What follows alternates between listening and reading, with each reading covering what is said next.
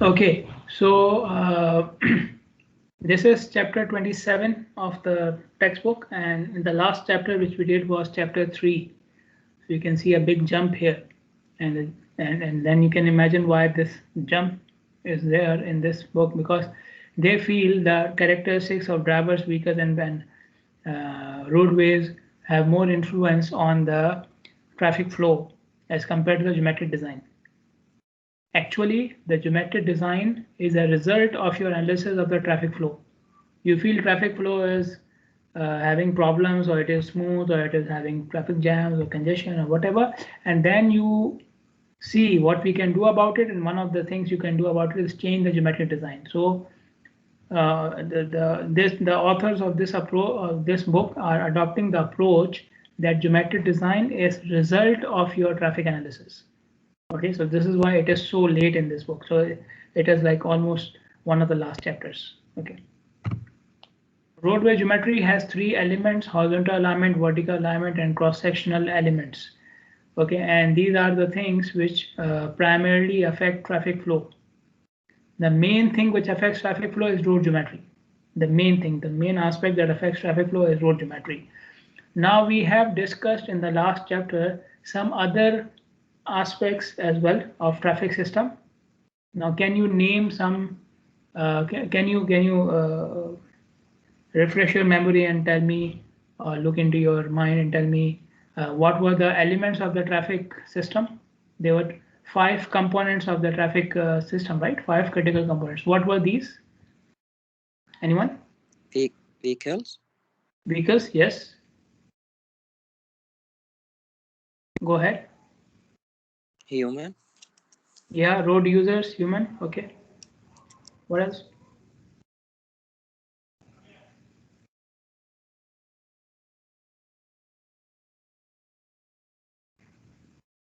So there were five. What are the other elements? Vehicles and road users. What else?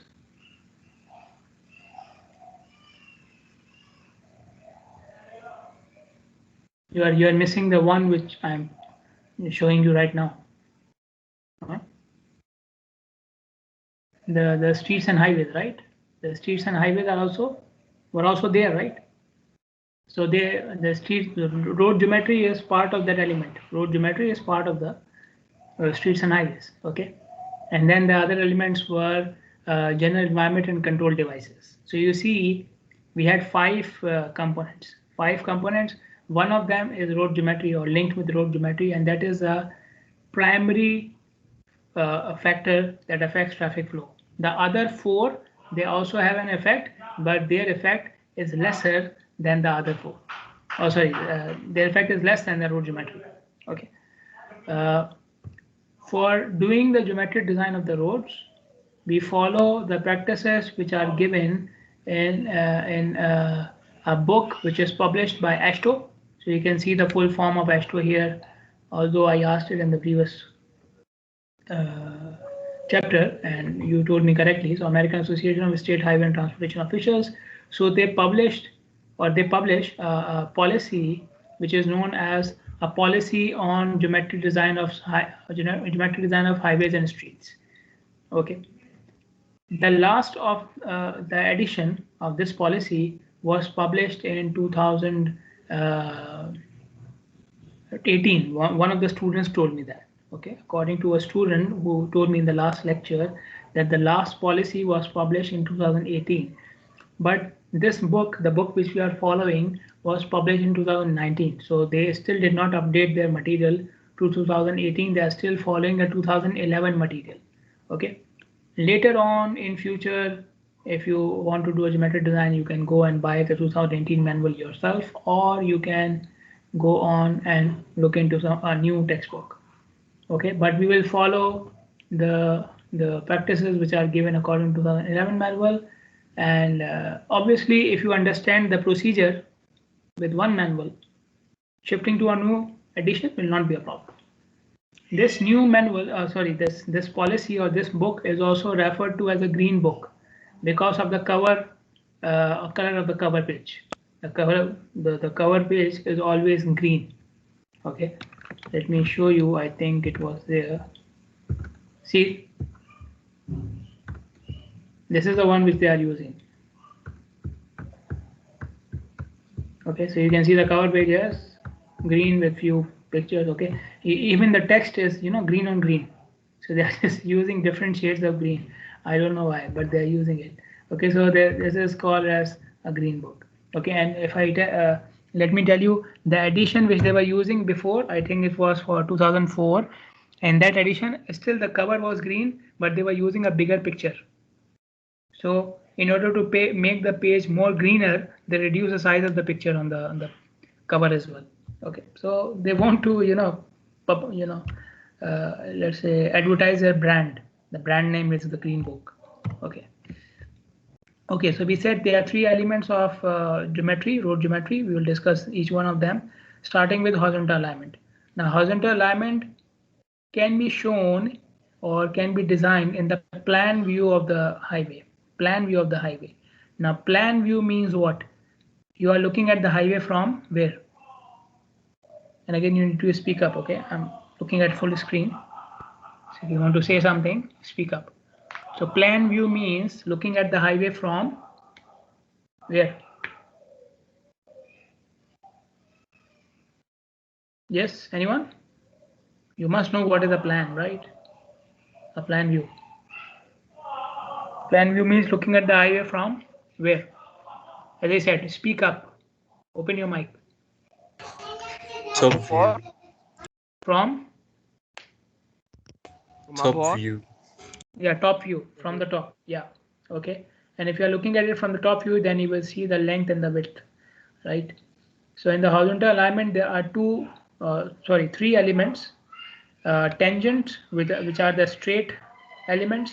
Then we have horizontal curves, and then we have transition elements. Okay. So you can see a plan view here of a highway. So in this plan view, you can see the straight sections. So these are the tangents. This is one tangent. This is another tangent. Okay, this is another tangent. Okay, and between the tangents, you can see the curves. So this is one curve. Okay, this is another curve here. Okay, so these are the horizontal curves.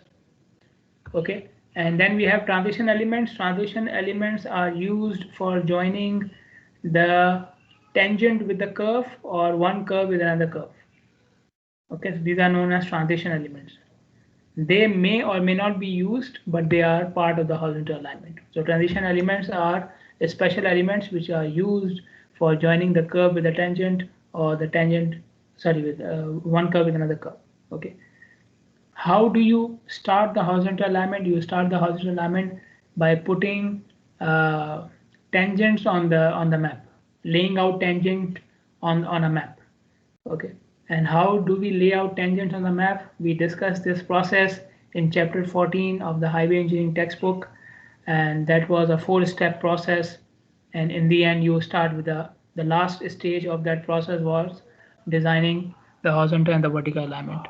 Okay, but when you start with the design of the highway, you just have straight lines.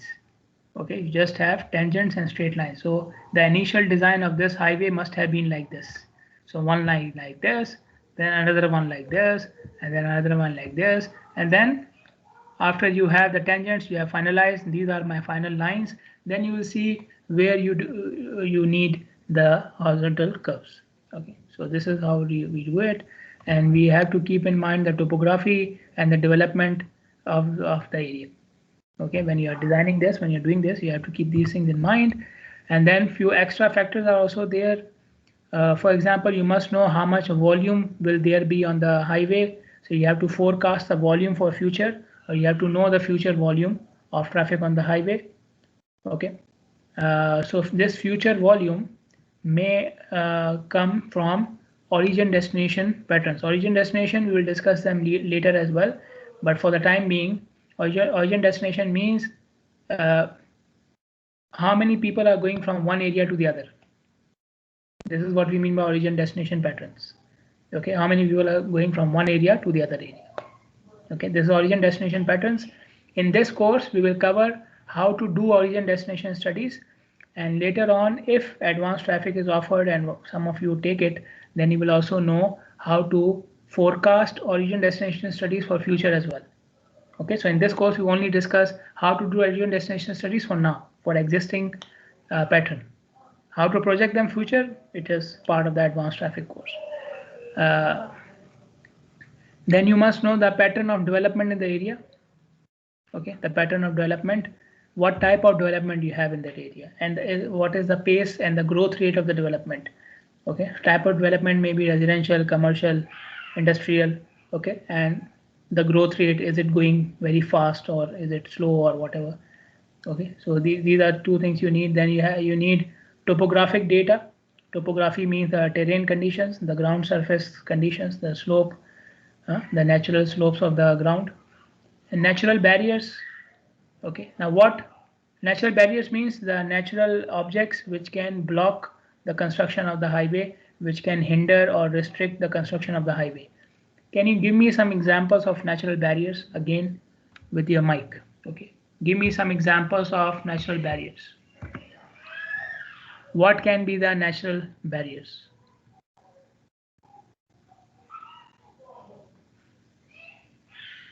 Yes, any natural objects which can block the route of the highway, which can block the construction of the highway. What can be those? Trees. Trees. Okay, fine. If your Rocks. priority is not to cut trees. Okay. Falling What else? rocks. Sorry, can you say it again? Rocks. Rocks. Okay. Rocks, mountains. Okay, fine. Go ahead. Anything else?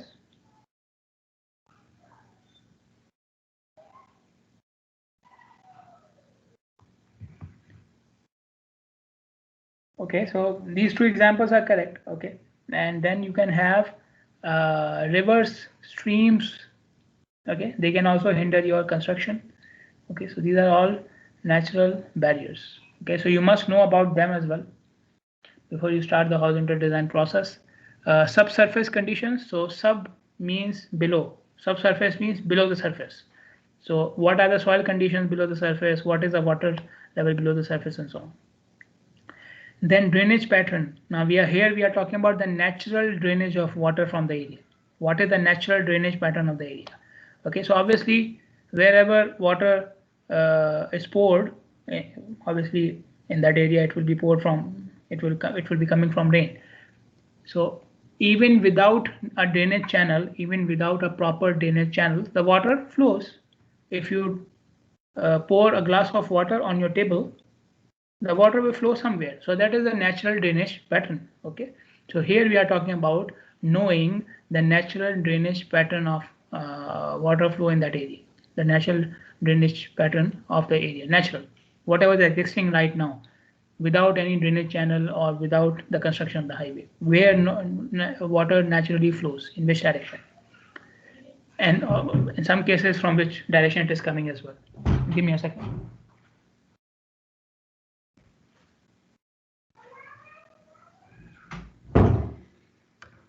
Okay,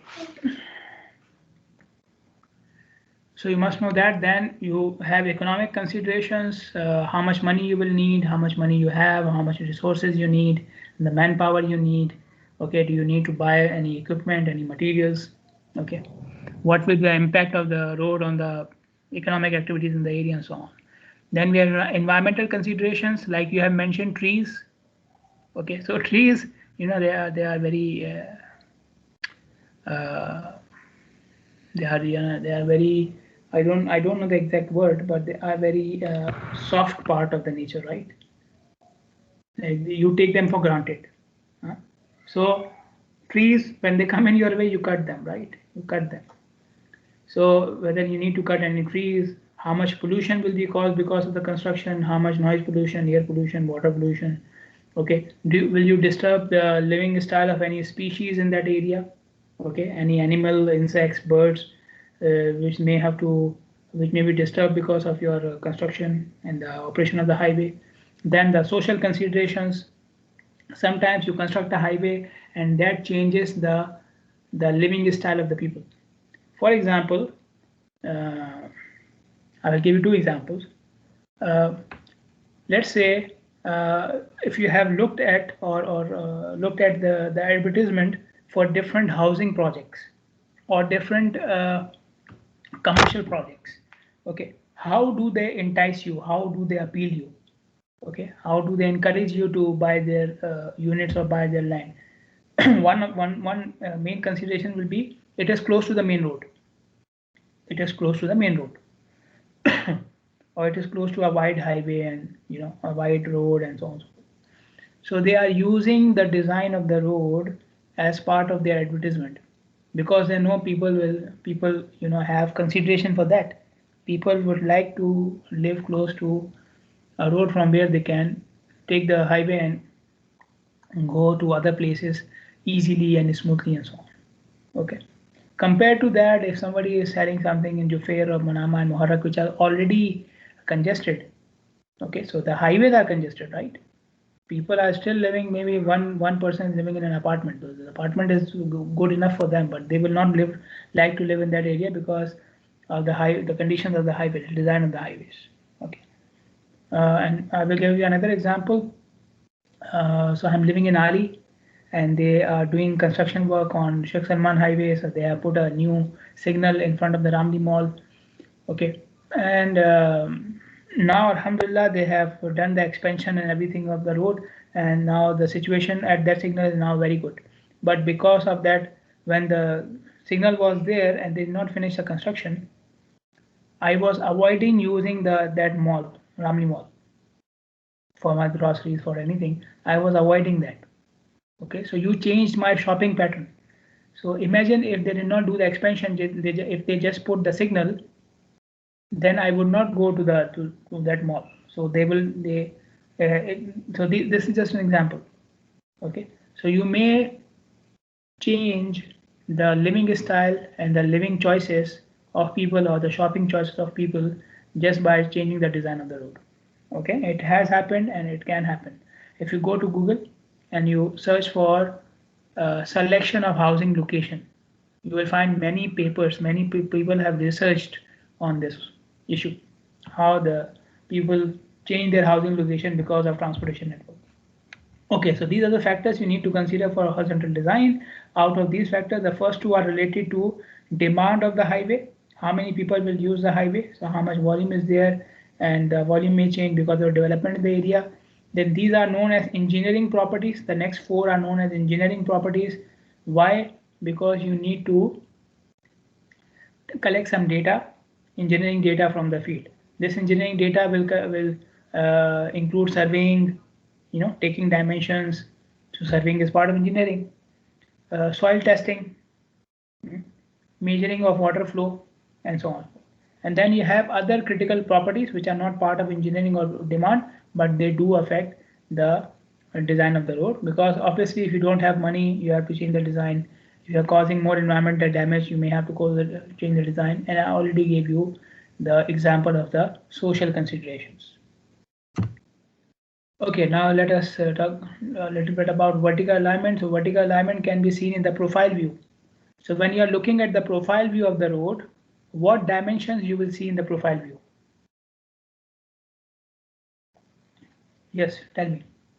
If I'm looking at the profile view of the road, which dimensions will be seen to me? So you have length, width, and height, right? So when you are looking at a profile view, which of these dimensions you can see? Again, see on the mic.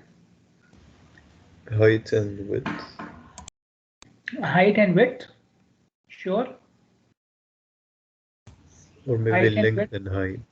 Length and height. If you see height and width, then we will call it what? If you see width and height, we call it what? Anyone? Cross section. Cross section, yeah. So profile view will show you the length and height. Okay, so this is the longitudinal gradient. Okay, so vertical alignment has two parts. It has gradients and it has vertical curves. Okay, so gradients are again straight lines, and then the vertical curves are joining the two gradients. So you can have a straight line like this, then another gradient like this. So between them, I will draw a vertical curve. Okay, as I keep on saying, don't mind my drawing. Even when I was drawing and in my undergraduate, it was not good. So now I'm doing it with a mouse pad. So obviously it will not be good. So this is one gradient. Okay, and this is another gradient, and you join them together with a curve.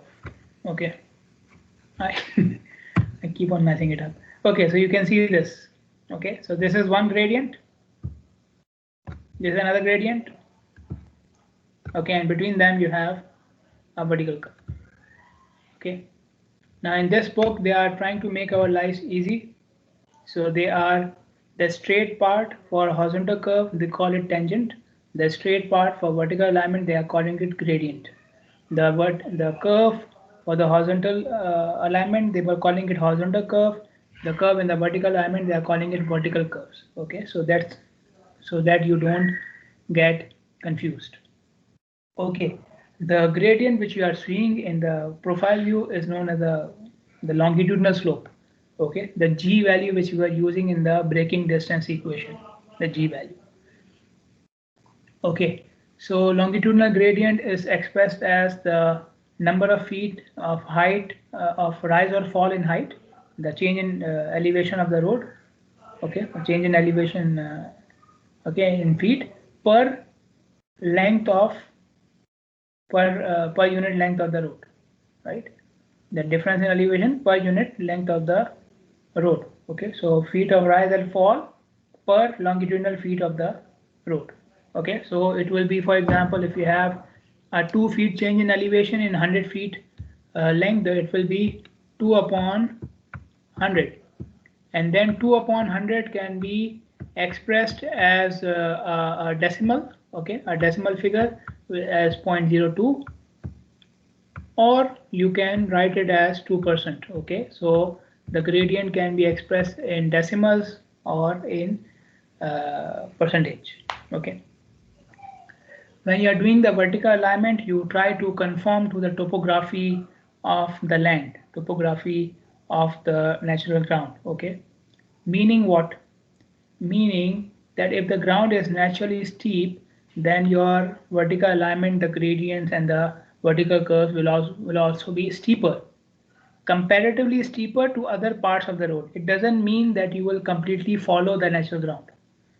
Okay, the natural ground, the ground surface of the road, the ground surface is, let's say, at a slope of 30%, and so that doesn't mean you will give a gradient of 30%.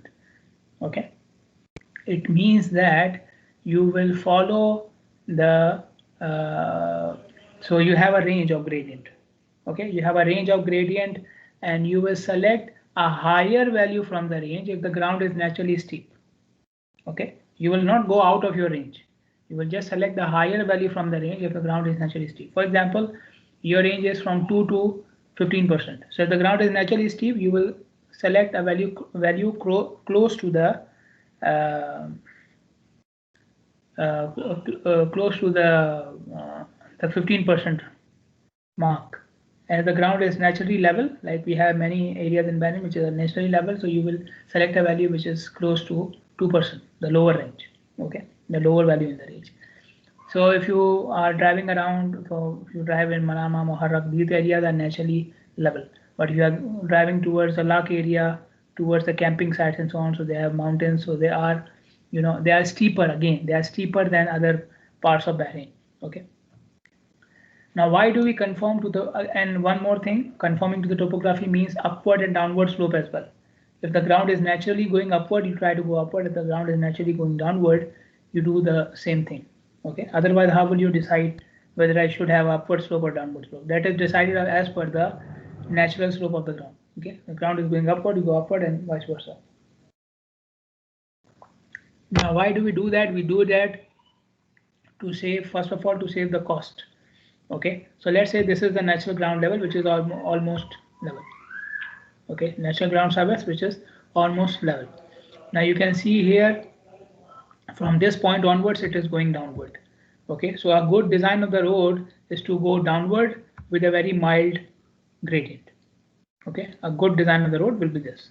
Okay, so you can see there is very little difference between the surface of the ground and the surface of the road. So to lay out the surface of the road, I will need very less amount of work, very little work. But if you don't do it like this, so like I said, the ground is almost level, but you give a very steep downward gradient. So you can see now your work is increasing. The amount of work you need to do to lay out the road has increased. Or the ground was going downward, but you went on an upward slope. Again, you are increasing the amount of work.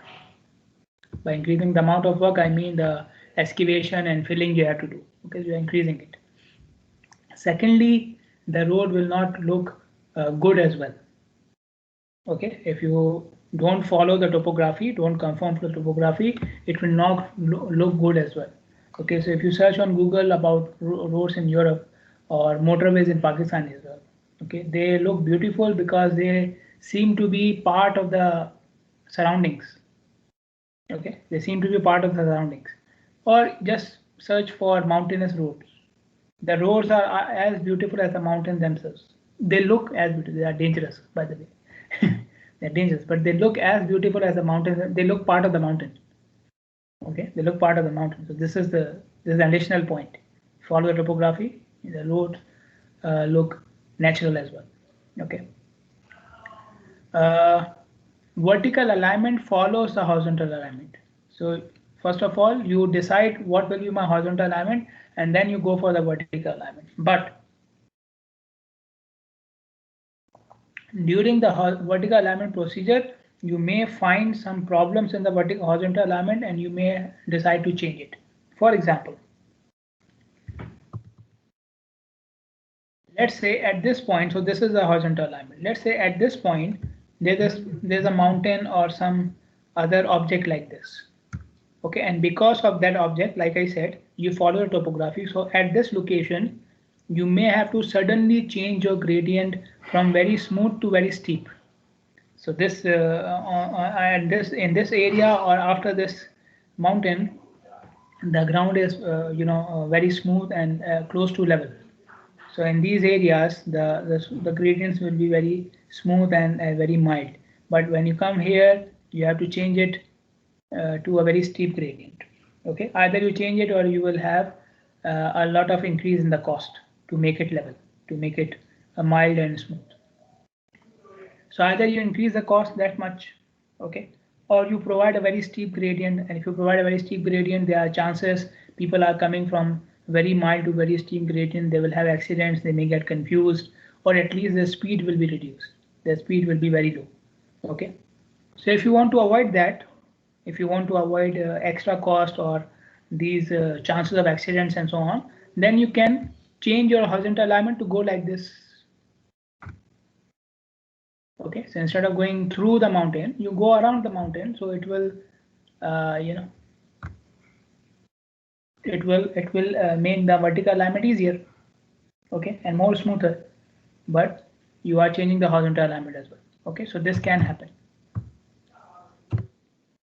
When you're designing the vertical curves, you have to take care of these 4 criteria. The first criteria is side distance, and we have discussed it in the last chapter. And we said side distance is necessary at all points of the road. We are saying the same thing. Along the profile, you must have enough side distance according to the design speed. Okay, so whatever design speed you are recommending, according to that speed, you must have enough side distance on all parts of the profile. So whether you are on the gradient, let's say this point, whether you are on the curve, let's say this point, okay, or you are going on a downward gradient, let's say this point. On all these points, you must have enough side distance. Okay, side distance according to the design speed. Okay, so you have to take care of that, because vertical curves normally block the side distance because of the curvature, and I will later on show you with a picture how. But keep it in mind, the side distance can be critical on vertical curves because they are blocked by the curvature of the curve. Side distance blocked by the curvature of the curve. Then you need to provide adequate drainage as well. Okay, don't make the curves so steep and forget about the drainage. Okay,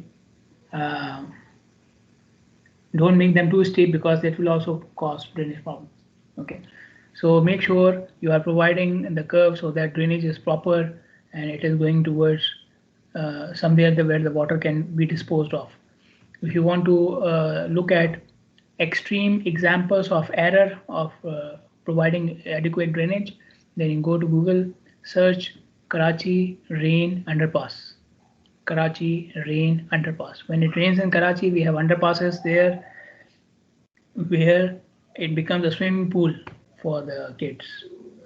And people literally swim in there. People literally swim in there. Okay, they are kids. They come out of their houses. Now we have rain. The rain stopped. They come out. They jump from the wall of the underpass into the tunnel, and they swim. Okay, so this is something extra recreational for them. Okay, so it is not good. Not good. Then the comfort of the driver, you have to keep it in mind as well. If you want to have an example, I have explained it in the highway course as well, but I will give you another example here. When you are going into the parking lots, okay, and you have to either go to an upper level or you have to go towards the basement, you will find a very steep ramp there. Now in parking lots, steep ramps are allowed because on parking lots, the ramps are very short. We are trying to minimize the distance, trying to minimize the space. We don't have much space and the speed is very low. So parking lots, steep ramps are allowed, but you can experience what happens to you on these ramps. You go very slow. Sometimes when you are at the end of the ramp, you bump your car to the surface as well. Okay, you have some scratches on the surface as well. Okay, and becomes very uncomfortable for you. And some new drivers, they become so uncomfortable they will not take their foot off the brakes on these ramps. Okay, so this is the comfort. You don't when you're designing the vertical curves, make sure it is comfortable for the drivers and provide reasonable aesthetics. It should look good as well. Okay, so for example, you see these curves here, they are very smooth. You cannot tell me where the tangent is or the gradient is ending and the curve is starting. See, but let's say this is the case and then the next gradient is like this. Okay, so you can see the contrast now. I have with this new curve and the gradient, I have totally ruined the look of the road, the aesthetic of the road. Okay, so make sure you don't do it like this. Okay, then we have cross-section elements. As we have said earlier, that in the cross-section you are looking at the height and the width of the road, and you cut the cross-section from the plan view. Okay, so you go to the plan of the highway and you mark where you want to cut the cross sections for drawing. Okay, so this is the plan. So you say I will cut a cross section here. Okay, so like you have done in drawing, right? You have an object in front of you, then you mark where you want to cut the cross section, then you cut it. Okay. In the cross section, you can see features such as lane widths. You can see cross slope. And the cross slope on the curve is known as super elevation. We have already covered it. Okay, so we have gradients and we have cross slopes. So you have two different types of slopes here. So gradients will be shown in the profile view. Cross slope and super elevation are shown in the cross section. The medians, shoulders, drainage channels, embankment, or cut sections. Now, what is an embankment? Embankment is made for the stability of the road when the road is above the ground level. So you see this is the road level now and this is the ground level, and this portion is known as embankment. So it has some fill material in it, and if you don't fill any material in it, or if you don't fill it sufficiently with enough slope, then the road will not be stable. Okay, and then you have the opposite of embankment is a cut section where the ground is higher and the road level is lower. So you have to cut the ground level, so that becomes a cut section. So in the cross section, you can see all these things. Now cross sections are designed at every 100 feet. Now here the word design means they are shown. shown or drawn or mapped at every 100 feet. Okay, or laid out in the ground at every 100 feet. So after every 100 feet along the length of the road, you will draw a cross section. You will cut a cross section, you will draw it on the map, and the contractor will mark it and lay it out on the field as well. Okay, so 100 feet means one station, right? 100 feet means one station. Now it doesn't mean that after every 100 feet you need to change your cross section. You can still keep on repeating the same cross section, but after every 100 feet you need to show it. Okay, you need to show it in the map, you need to mark it on the ground so that it becomes easier for the contractor. And if you want to change the cross section, it is a good practice to do it from 100 feet point. Okay, so I want to change the cross section, so I will change after 100 feet, 200 feet, 300 feet, or something like this. So I have to draw less cross section. But in some cases, it is not in your hand. You may have to change it. For example, let's say after 150 feet, the space of the highway is less, so I don't have to make a shoulder there. I cannot provide a shoulder there. So I have to make an extra cross section. I have to draw an extra cross section at 150 feet. Okay, or after, let's say, 230 feet, you are coming towards an intersection. So at the intersection, you have to change the median. Okay, so you will draw another cross section at 230 feet. Okay, so normal practice is drawing cross section at every 100 feet, but you will draw extra cross sections wherever you are providing a transition in the cross sectional elements or the cross sectional characteristics.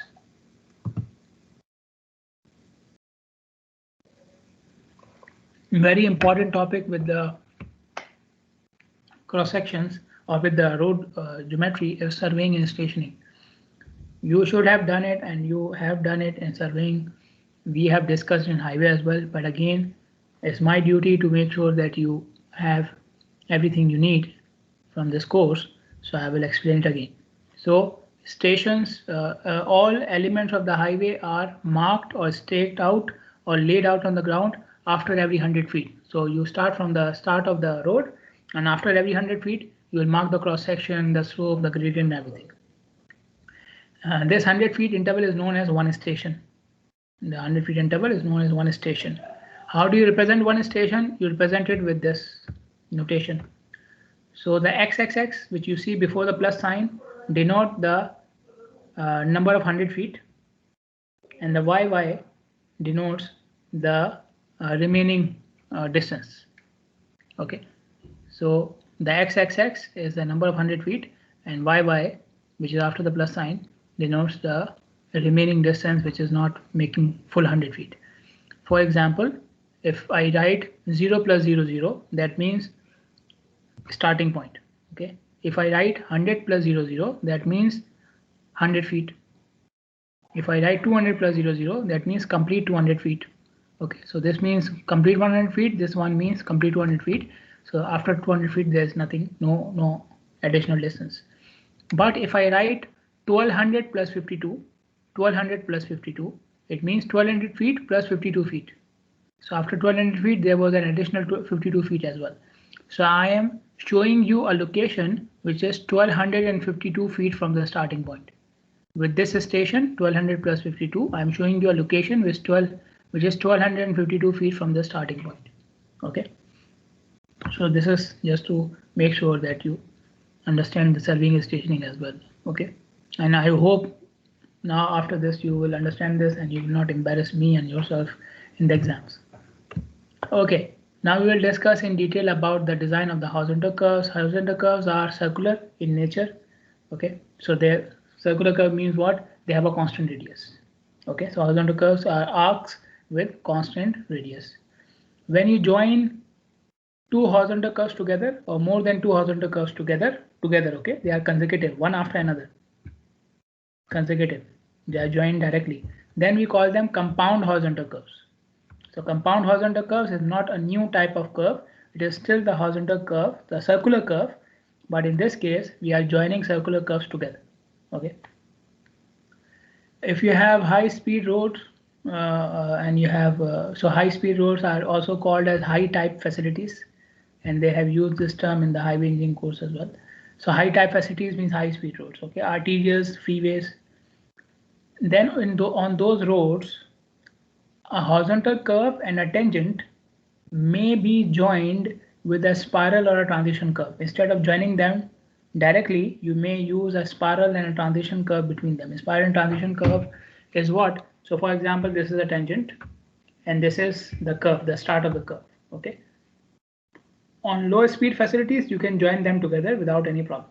Okay, but on high speed facilities, we join them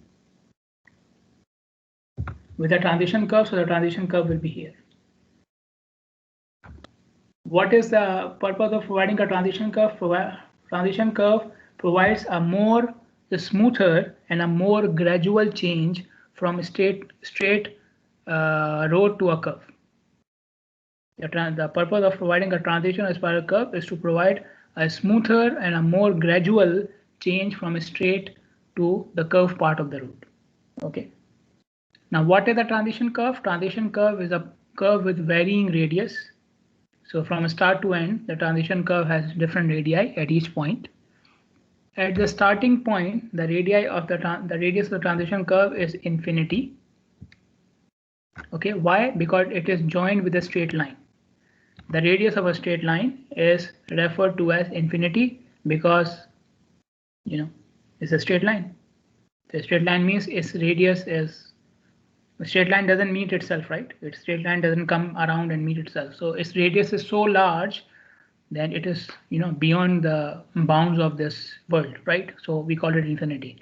So at this start point of the transition curve, it is meeting the straight line with the radius of infinity. Then the radius from infinity, it will keep on decreasing till it reaches the horizontal curve, where the radius will become r, which is the radius of the horizontal curve itself. Okay, so you are changing it gradually. Okay, if this transition curve was not there, then you will change from infinity to r instantly. Okay, so you will have a tangent. Okay, and then you will have the circular curve as well. So at this point, you are changing from infinity to r instantly. Okay, so at high speed roads, we don't want to do that. So we provide a transition or a spiral curve. Now, how sharp is the horizontal curve? That is determined by, or that is shown by, two parameters. One is known as radius, the other one is known as the degree of the curve. Now we all know about radius. Radius is the distance from the curve to the center.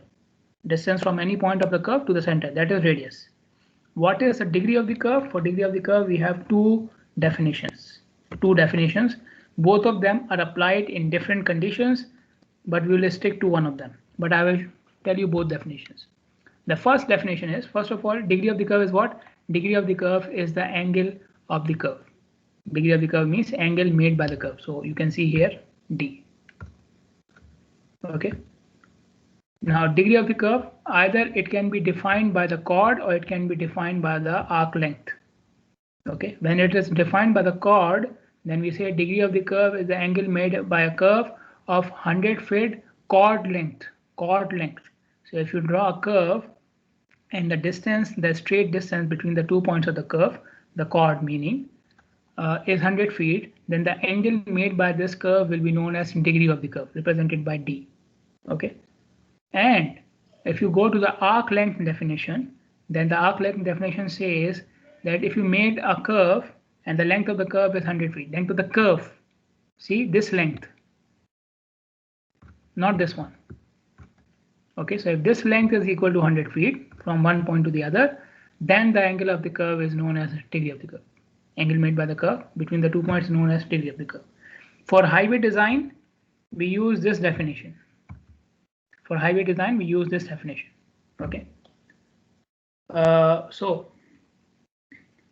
There is a relationship between degree of the curve and radius. We can use, for expressing the sharpness of the curve, you can use radius or degree of the curve. And if you have one of them, you can calculate the other. How? Using this relationship. Okay. Now what is this? 2 pi r is the circumference of the circle, total length of the circle, total length of the covered by the circle, and 360 is what? Angle, total angle of the circle. So total length upon total angle divided by angle, length of the curve, which is 100 feet, divided by angle of the curve of 100 feet, which is d, degree of the curve. If the length is 100 feet, that angle is d, degree of the curve. This is how we defined it, right? So if your arc is part of a circle, then these two ratios will be equal.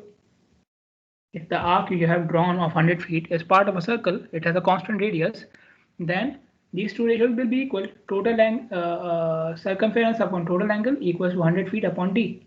Okay. Now from this relationship, take d on the left hand side, put everything else on the right hand side. So you will, on the right hand side, you will have 360 into 100 upon 2 pi.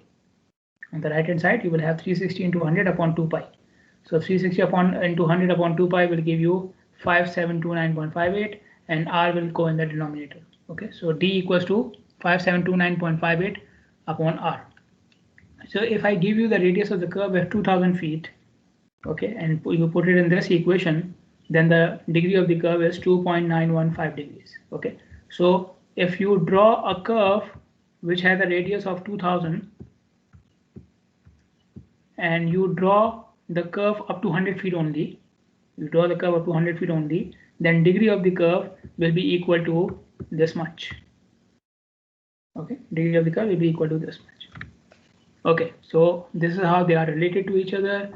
Now, one question for you as I'm going for the attendance. Tell me, if degree of the curve increases, if degree of the curve increases, what will happen to the sharpness of the curve? If I increase the degree of the curve, will the sharpness of the curve increase or decrease? Decrease. Decrease. If I increase the degree of the curve, the sharpness of the curve will increase. Degree of the curve. If I increase the degree of the curve will become more sharper. Okay, because in 100 feet you are covering more angle. If you are covering more angle, that means the curve is becoming sharper. Okay, let me make it here. Okay, so for example, which curve is more sharper, this one or this one? The second one is more sharper, right? So which one is covering more angle? This one is covering more angle. In 100 feet, this one will cover more angle, the second one. The first one is in 100 feet will cover less angle. So when the degree of the curve increases, the sharpness also increases. Okay, and since you can see degree is inversely proportional to r, degree of the curve is inversely proportional to radius. So when radius increases, the sharpness decreases. Okay, so degree and sharpness are directly proportional, and degree and radius are inversely proportional, and radius and sharpness are also inversely proportional. Okay, when radius increases, the curve becomes larger, it becomes smoother. Okay, and sharpness reduces. Okay, again, just raise your hand. So Ali is here. Hissa Ahmad. Okay, Hissa is here. Kosai is here. Mahmoud Isa, Yusuf Ahmad Nidam. Mahmoud Isa and Yusuf Ahmad Nidam. Yusuf is here. Ziyad Tariq, Habra Nasir. Ziyad Tariq and Habra Nasir.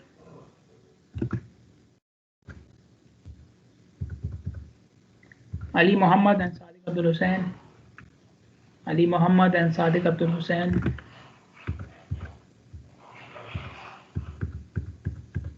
Balkis Muhammad and Hala is here. Okay, fine. Balkis Muhammad.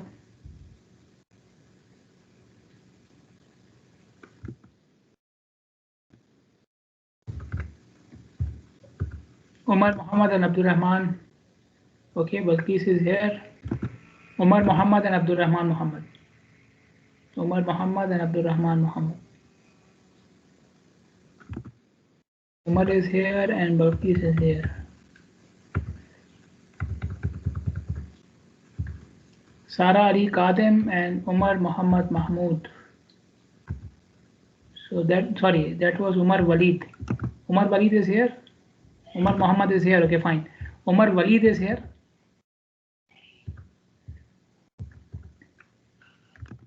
Umar Walid. He is not right.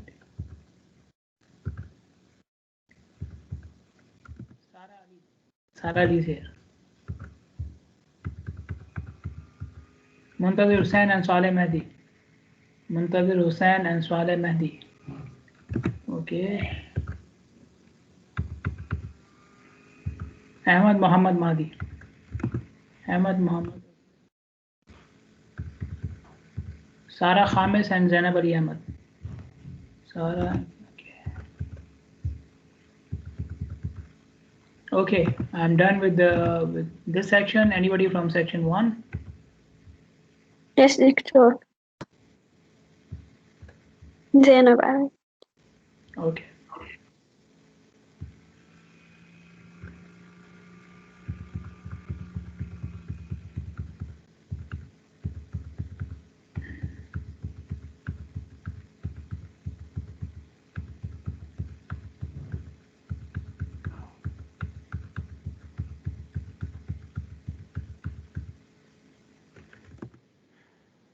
Which Zainab was that? I could not find any Zainab there. Ahmad Muhammad Mahdi. Okay, Ahmad.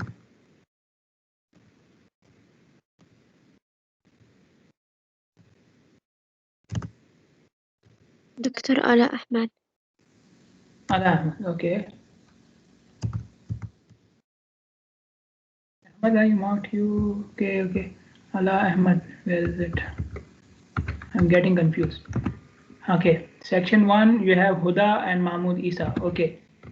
Mahmoud Isa done. And Huda is done. Ahmad Muhammad Mahdi, I marked you. Anybody else from section 1? Anybody else from section 1? Okay, so see you guys tomorrow, inshallah.